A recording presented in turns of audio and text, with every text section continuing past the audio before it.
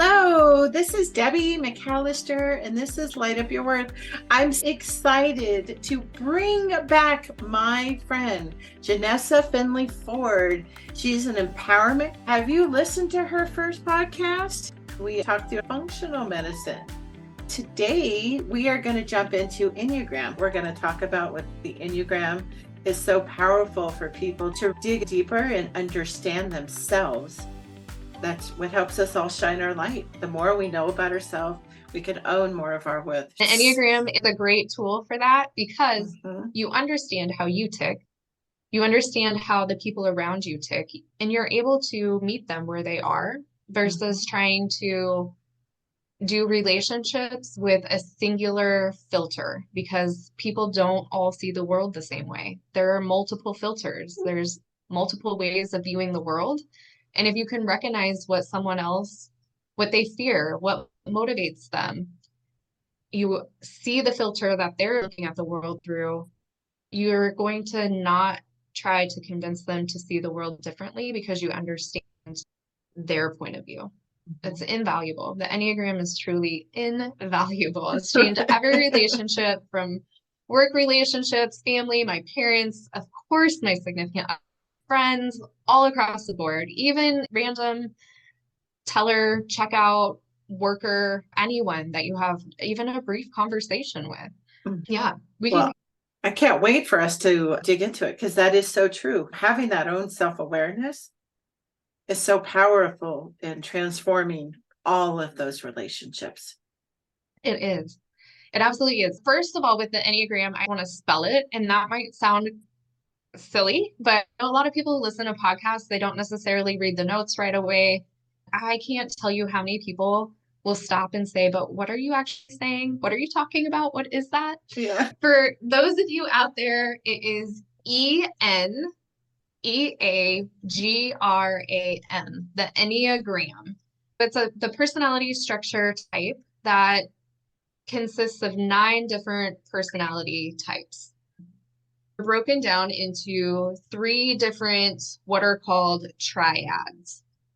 The Enneagram maps out the people who predominantly process information through their heart center. So they feel more emotions than people that process information through their head naturally. They'll have a harder time with logic because they're very much in their heart center and how things feel and what emotions they're having and if they feel good or not good. We know also that thoughts precede feelings typically. And so we can choose a different thought to feel a better way. There are people that will struggle with that more so than others because they process the information through their heart center. And so to try to think a thought, they're like, okay, maybe, but then the emotion just overrides whatever they're thinking about.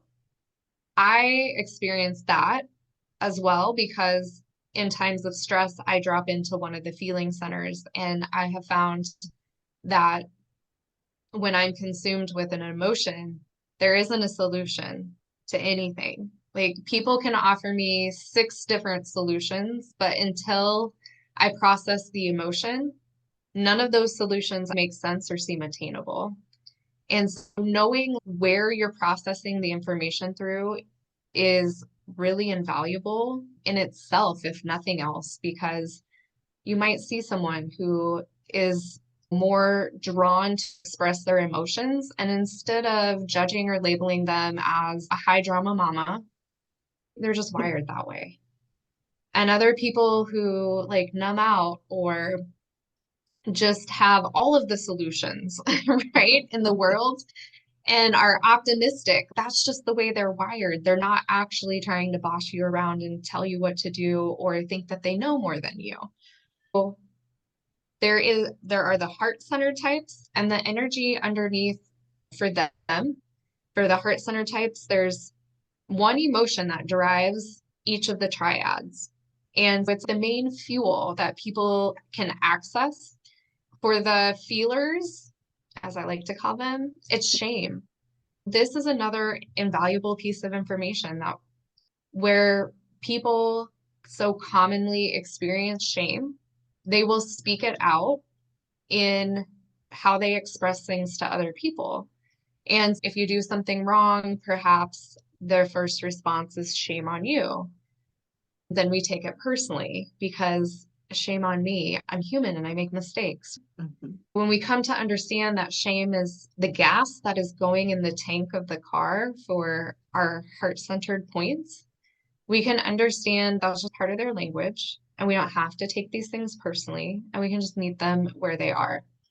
For anyone who's listening, that's, oh, I can't wait to hear the other points because if shame is their emotion, I got to have something else. Don't worry. The other energies are no more sexy and fun to deal with than shame. So just fair warning.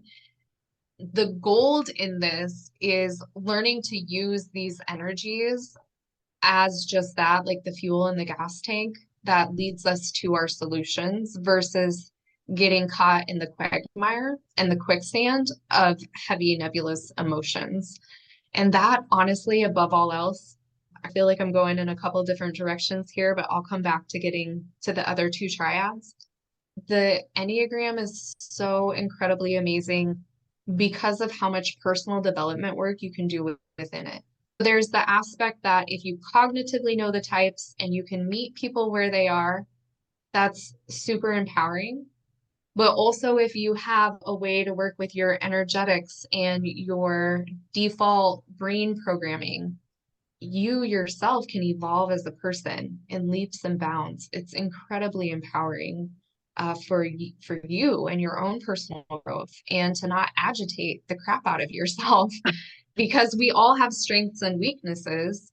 The Enneagram really gives us a path to be able to stand in the strengths of all 9 types, not just the one that we're most drawn to be.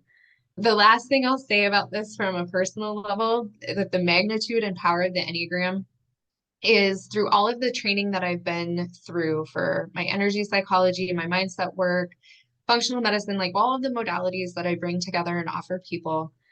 It was literally the week of Enneagram work that I went and did. And when I came home, my who is now my husband, my significant other and I sat on the couch and got reacquainted with one another because the week of just personality structure refining that I did and the energetics behind that had transformed so much in myself in such a short amount of time that just the vibration was different in the house. The vibration was different in our relationship, and we had to warm back up to one another. And the things that used to trigger me or trigger him, things that used to be predictable, they weren't predictable anymore. And so we had to settle back into this new harmony and figure out what that space looked like. And that was so profound because I have not experienced that type of transformation in 5 business days like I did digging into this Enneagram work and learning it and using it and applying it and going through that training. I'll bring it back now to the triads, the 3 types. Also for listeners, Debbie, we have identified is a 2, which is in the heart triad. She's a healer, and the 2 specifically is a helper. They like to help a lot, even in a self-sacrificing way. They'll overextend and they will give too much. And actually, if you suggest for an Enneagram 2 to go get a massage or do something that would be taking care of themselves, it might even make them cringe because they want to take care of everyone else before they even consider taking care of themselves. But the 2s, oh my gosh, their energy is so gentle and nurturing. And it is just, of course, this is coming from the viewpoint of someone who has a little more forceful energy behind their personality structure. So for me, I think the energy of the 2 is heaven. It is so cozy and it is so just, it's like just being surrounded by a cozy blanket that just takes care of you, warms you up, protects you. It's amazing. So I love things about all of the personality types, and I particularly love the 2. I think there are many things about the 2 that I've had to learn to give to myself that the 2s give unabashedly. And that is why I'm so drawn and find it just to be such a cozy, awesome energy. Love to. Oh, I'd love to hear that.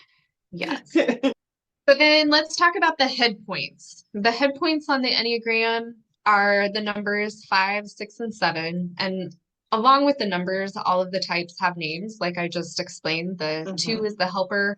I don't know that we really have the capacity to dive that deeply into all of that here, but I do have Enneagram workshops that if people are wanting to know more, wanting to know what their type is, you can jump on over and check that out. And I'd be happy to walk you more in depth. But I know there's only so much information our brains can absorb in one episode. So we'll keep it in the triads. So the 5, 6, and 7s are our thinkers, and they are our rational head point people. They're the people who are very intellectual. They want to research everything. They want to know everything. They want to have all of the details. And they also will have the hardest time processing emotions because they will spend so much time in their head and they'll just not want to deal with negative emotions. The other really stereotypical trait of the head points as well is planning for every scenario. So these will be the people that will say, oh, we're going to hope this happens, but just in case this and this happens, like if they're going on vacation, we better take X, Y, and Z too. And also scenario Z over there could happen. So let's throw in items A, B, and C also. And just in case an elephant flies, I'm going to have some sunscreen in case it's flying next to me and not over me, and I might get a sunburn. So I'm also going to have sunscreen for that scenario. So our head points are great for thinking about things that perhaps the gut points and heart points never even think is possible. So my husband is a head point. And one of the things in learning the Enneagram where this really stood out to me was in our approach to driving. So I'm just charting my course from point A to point B. Let's be efficient and get there as quickly as possible. He is seeing a vehicle that I've already determined in my head is pushing on the brakes to turn off the road. They're turning. There's no other option. Let's just keep going and be efficient, point A to point B. He's like slowing down a lot. I'm like, hey, babe, what you doing? Why are you slowing down? And he's, oh, there could be an object in the road or an animal. I might have to drive around something and I don't want to run over it. I'm like, oh my gosh, I would have never thought of that. That's such a valid point. I would have never prepared myself to think that this is something that I should have some safety or protection around. I'm just getting to point A to point B. Sometimes he would say my driving makes him nervous, and I haven't been in a significant car accident that was my fault ever. I would take that a little bit personally and be like, no, I'm a great driver. But then every possible scenario that could be on the road in front of us, my brain is just getting from point A to point B. Let's make it happen. I could see where that would make someone else a little less comfortable than someone else like myself who just wants to get where we're going together. This is tiny little nuggets of the Enneagram, but why it's so valuable. There's so many things that you have little bickerings over where you're having that one bad day and it's the straw that breaks the camel's back. When you understand how the other person thinks through things, then you're just like, oh, it's just who you are. All right, I'll just take a deep breath over here and know we're going to get there. We might arrive 30 seconds later. Probably okay. That's a great example. Yeah. The other thing, we're laughing, right? The other thing about the Enneagram is I find that it transmutes all of this frustration between people into humor. Like by the end, you're laughing about it because you're like, oh, yeah, that is really silly, isn't it? I absolutely do that. That's who I am. Okay. Let's have a chuckle. Let's laugh about it instead of being frustrated over it. Our last triad is the gut point, and they are the numbers 8, 9, and 1 on the Enneagram. Our gut points are the intuitive, instinctive center, your gut, obviously. most people would think then that, oh, these people must be so super intuitive. I'm jealous. I've worked for years to try to cultivate my intuition, and it comes naturally to them. Nope. Nope. The thing about the gut point, they let their brain override it, and then they will choose to do the logical thing. And after the fact, they'll be frustrated with themselves because they'll say, oh, I had that gut feeling and I didn't listen to it. That's another area of growth for specifically the gut points, but all of the Enneagram types actually, to balance out being able to use your head, your heart, and your gut. Specifically for the gut points, it is in that gut instinct and not popping out of their intuition into their head and then trusting their head over their gut, because that is really common. The energy that the gut points function off of is anger, which is so fun. It's so fun to have these just bursts of anger here and there and everywhere. How that looks for each gut type is different too. Whether you're an 8, a 9, or a 1, none of them really enjoy experiencing that anger. They work internally with different mechanisms to hide and cover it up, which is really challenging for them, versus the stifling of the anger allows it to cultivate more into the anger that's explosive and not helpful to themselves or to others or to relationships. And so again, it's that mechanism of just letting that anger go into the gas tank and let it be the fuel that gets you to a solution versus stifling it until it builds and builds and comes pouring explosively. Enneagram 1s often internalize the anger. The 8s deal with it in their own fun ways. That is the gut, head, and heart points. I did fail to mention for our thinking triad and the head points, the energy that their personality structure is fueled by is anxiety. Of course, when it makes so much sense, what we're taught of, if we're thinking in the past, we experience depression. If we're here now, in the now, we're centered, we're in harmony. If we're thinking to the future, we experience anxiety. It's so commonplace that the anxiety energy would fuel the head types, because if you recall, I said that they plan for every worst case scenario. They are thinking to the future in every which way things could play out, and naturally the anxious energy. So do you, now that we know that there's these 3 triads, how do you determine what type you are? What is it based upon? For the majority of different Enneagram practitioners, I don't know what you exactly want to call them. There's different Enneagram coaches, what have you. They are going to have you take an online test. And I'll get into that a little bit more in a minute. What we're really looking to tether out is what fears people hold and what truly motivates them at the core of their being. Everyone has access to all of the strengths and weaknesses within this Enneagram as it is mapped out. It's not that you are one type and those are the only characteristics you exude. It's not like that at all. We have access to all of them.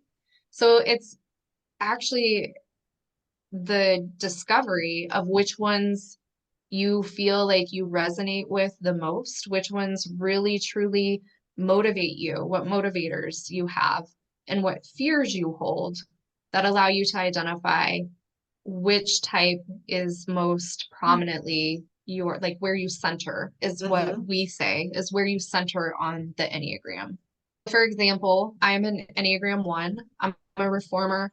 I want things to be better and better every day. I want to help people. I want to make the world a better place. I love to-do lists. I'm a busybody. The thing I really avoid is being bad. I always want to be good, and being evil, corrupt, doing something bad, it really makes me cringe. Well, it used to. I've done so much upgrading and personal development work that it really doesn't. Like now I just embrace, okay, I'm human. I made a mistake. What can I learn from this? And let's do something different the next time. But when I was discovering all of this Enneagram and applying it to myself, literally I would cringe and I could see myself with that at work, or if I hurt someone's feelings, or I would go into ones also have a really critical inner voice. I would have this internal narrative of how bad I was. It's really finding those motivators that identify where you are at the core, at your soul. What is your type that resonates most deeply? I was looking at my report again because I was like, okay, I'm a type 2, the helper, heart. I'm in the heart triad. That makes sense. This podcast makes sense that I would be helping people shine their light and step into their worth. Yes. Learning different parts of them, that really resonates. Being able to know that I have to take care of myself, because I've had to learn that as yourself through this journey, how important that really is and the impact that it can make. If I do not do that, I'm not able to do what comes naturally. It's interesting how the blending of them, because my second one is type 7, the enthusiast, which is the head in the head triad. I can see then in my life, what as I learn this, is the talking back and forth between the heart and the head. Who wants to take the lead between the two? The heart wants this and the head wants this. And I've been told many a times that, oh, you're stuck in your head. Just go listen to what you're feeling about something. When I don't listen to that, listen to myself versus the logical stuff around me, is when my decisions don't always go as planned. Yes. And the heart, whatever that is for you, because the electromagnetic field of the heart is the strongest energy that we have in us. When we cut ourselves off from that heart center, we're really doing ourselves a misjustice in how we all work with these three gut, head, and heart points. Your example with the driving, being able to take it to understand, why do they have 2 suitcases? We're just going out for the day. Right? Yes, exactly. Why somebody might be impatient with that part of yourself, or versus understanding that's you're going from that point A to the point B, and yet know that there's 2 suitcases back there of anything that you just might need. That can really transform something simple. But our lives, when we're with partners and when we're in relationships, is all about all those simple things. Yes. And we so often attract opposite, right? So I have so many Enneagram 7s in my life. I love them. It is the Enneagram type that I express the most in times of growth. So I think I just must need people to remind me of how my higher vibration and personality is expressed. But my husband is a 7. And 7s like to have all of the things. They will be the people who go to a restaurant and they're like, I want one of everything on the menu. As a 1, I'm more minimalist. I like a simple life. I like really Enneagram 1s spaces and not clutter for the most part. Seeing even walking into a house, you can start to identify or narrow it down at least to what personality people have. We have to learn to balance those oppositions because we typically attract that. What does it look like for my partner was buying groceries, pasta salad? I gave him the list and he found some chickpea pasta. It was grain-free pasta, essentially. He bought 8 bags. I'm not kidding you, 8 bags. Now I am the minimalist and I'm like, I can understand 2 bags. I'm going to use one and we can put one in the pantry. What are we going to do with 7 other bags of pasta, honey? But instead, crabby and crusty about it. Like, it's hilarious to me. I'm like, oh, good job, Enneagram 7. Look at you living out your programming. You got all of the pasta, all of it. When I went to dig out something from the pantry today when I was cooking, I found one of those bags of pasta. Oh So my it has God. not all gotten used yet. Needed it. We needed it back then. These things in our relationships that, especially when we're living with people, they can be very irritable. I work with so many people, and it's common as well that we take it personally, or I did this. I thought he did these things on purpose to irritate me, and vice versa. He's very spontaneous, and I'm a planner. I like a to-do list, and I like to do all the things that I need to do before I can truly indulge in relaxing. For him, he wants to do things when he feels like doing it. And if he doesn't feel like doing it yet, cool. He works really well under pressure, and I really don't. We're trying to meld like our lives and what dates look like and our daily flow and when we're making space for our relationship and working with each other's harmonic rhythms, which are very opposite. This was so empowering for us because instead of him feeling like I'm stifling his freedom, and I feel like he's just really delaying my efficiency and throwing me all in a tailspin, we could sort out, okay, today I'm going to be an Enneagram 7. We're doing whatever. I don't have expectations with myself. This day, I really have to dig in. These things are the most important things. They have to get done first, and then we can go do whatever it is we need to do. It is so valuable. I think the more that we learn about ourselves and our partners and, using a tool like the Enneagram can really transform a relationship. Have that empathy and grace with each other and compassion, laughter. Bring back the fun of it. Make it less serious about why they brought home all that pasta. Fine. Right. And not telling them to go return it, because that for sure would have been my first impulse if I had not understood them. I wouldn't have embraced him. I would have been like, that's ridiculous. Take it back. How do we plug into this? Is it our date of birth? Is it astrology has, or is it different questions that underline what you said about how am I when I'm stressed? How does it pull that out? Great question. It's not based upon dates of birth. That would just be alignment with the stars. There are online assessments, and that's one way to figure out your type. I want to highlight, Debbie, that I love the fact that your online assessment really resonates with you, because for a lot of people it doesn't. They're tricky, and I wanted to talk about that. I want to point out that the fact that it really does resonate and accurately highlight your personality is really a sign of your personal development and your honesty with yourself. The Enneagram questionnaires will ask are things where we can be, oh, I do it sometimes. Is that a dominant part, or is it it barely shows up part? And you have to sift through these things within yourself, or trust your intuition of what your very first thought was and go with it. If we only see the strengths in ourselves, we're not going to accurately type ourselves on the test. It's how honest are we with ourselves? How well do we know ourselves?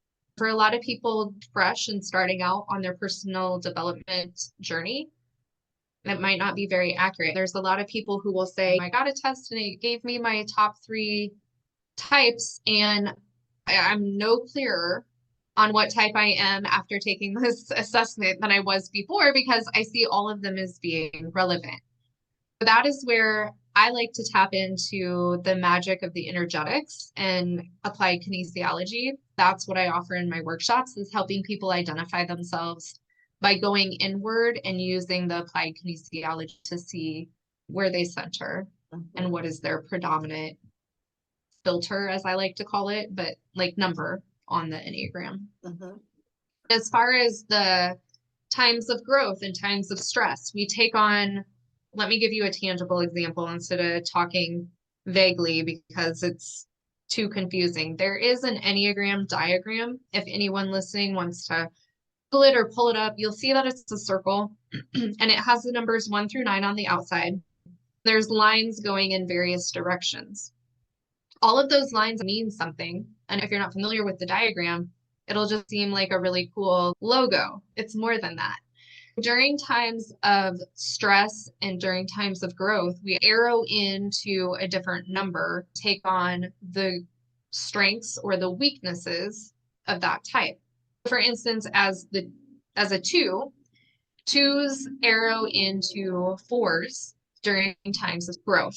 During times of growth, they become more creative and they embrace their uniqueness and they really enjoy extraordinary experiences and they don't want to do the mundane and they have this easy flow of creative expression. During times of stress, the two arrows into the eight, which is what you're seeing with the lines on that diagram. The lines are the arrows of where people go when they're elated or when they are really stressed out. As an eight, then twos will give to get. Instead of just being so giving, it is that they want something to receive. They get very fickle or inflexible, like controlling. The eights have more of a controlling personality, so they up and express more of those controlling characteristics within themselves. They are forceful, much more forceful. The eight has the most force of all of the personality types in the Enneagram. So they go from the very feminine, soft, gentle two to the very masculine, rigid eight. I don't know, you're giggling, so I don't know if you see some of these things being true in your life. Oh my gosh, yes. Yes, when my needs aren't being met. When that means I'm stressed for me. And I do become much more forceful and controlling and want to receive something before I give anymore. Twos will feel like they have to give to receive love. It's built into their programming versus knowing that if you give love, you're getting love. Like just be love. Yeah. But they feel like they have to do or give in order to have love, get love. And they oftentimes won't really feel seen. And so feeling seen is really important to them.